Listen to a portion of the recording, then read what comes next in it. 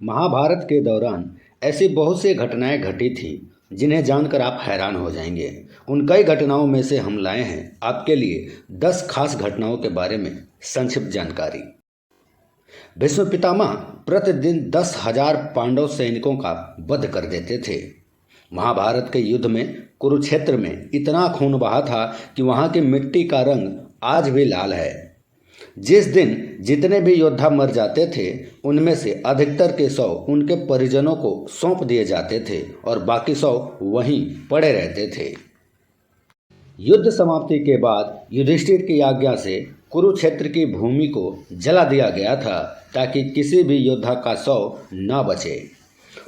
प्रतिदिन लाखों लोगों के लिए युद्ध भूमि के पास ही लगे एक शिविर में भोजन बनता था। युद्ध की शुरुआत के पूर्व के दिन लगभग 45 लाख से अधिक लोगों का भोजन बना। इसके बाद प्रतिदिन जितने योद्धा मर जाते थे उतना भोजन कम कर दिया जाता था। लेकिन यह पता कैसे चलता था कि आज कितने योद्धाओं का भोजन बनना है? इसके लिए भोजन व्यवस्था देखने वाले उडुपी के राजा हर दिन शाम को जब श्री कृष्ण को भोजन कराते थे तब श्री कृष्ण के भोजन करते वक्त उन्हें पता चल जाता था कि कल कितने लोग मरने वाले हैं और कितने बचेंगे।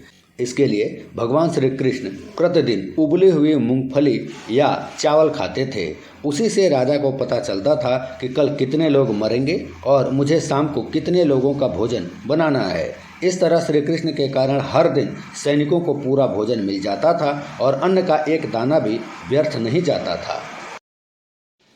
महाभारत युद्ध के प्रारंभ होने के प्रथम दिन श्री कृष्ण ने दोनों सेनाओं के बीच खड़े होकर अर्जुन को जो महागीता का ज्ञान दिया था तब तक के लिए उन्होंने समय को रोक दिया गीता था। ज्ञान और सभी सैनिक अर्जुन के अलावा हस्तिनापुर में बैठे संजय ने और अर्जुन के रथ पर विराजमान श्री हनुमान जी ने सुना था। लेकिन इसके अलावा वहां के आकाश में उड़ रहे पंछियों में से कुछ पंछियों ने भी यह ज्ञान सुना था। दुर्वासा मुनि के श्राप के प्रभाव से वपु के गरुड़ वंशीय कंधर नामक पक्षी की पत्नी मदनिका के गर्भ से केक पछड़ी के रूप में जन्म लिया। उसका नाम तार्क्षी था। बाद में उसका विवाह मंदपाल के पुत्र द्रोण से किया गया। 16 वर्ष की आयु में उसने गर्भ धारण किया। इसी अवस्था में उसके मन में महाभारत का युद्ध देखने की इच्छा जागृत हुई। वह आकाश में उड़ रही थी। उसी समय अर्जुन ने अपने किसी शत्रु के ऊपर बाण संधान किया।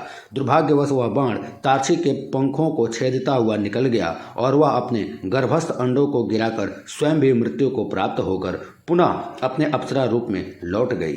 संयोगवश उसी समय युद्ध लड़ रहे भगदत्त के सुप्रवीक नामक गजराज का विशालकाय गलघंट भी बाण लगने से टूटकर गिरा और उसने अंडों को आच्छादित यानी ढक लिया। कुछ समय बाद उन अंडों से बच्चे निकले। तभी उस समय मार्ग से विचरण करते हुए मुनि समीक आ निकले। मुनि उन पक्षी शावकों पर अनुकंपा करके अपने आश्रम में ले गए और वहां ले जाकर पालन पोषण किया। महाभारत युद्ध के दौरान द्रौपदी युद्ध शिविर में ही रहती थी। एक बार कुंती और गांधारी भी वहां पर ठहरी थी।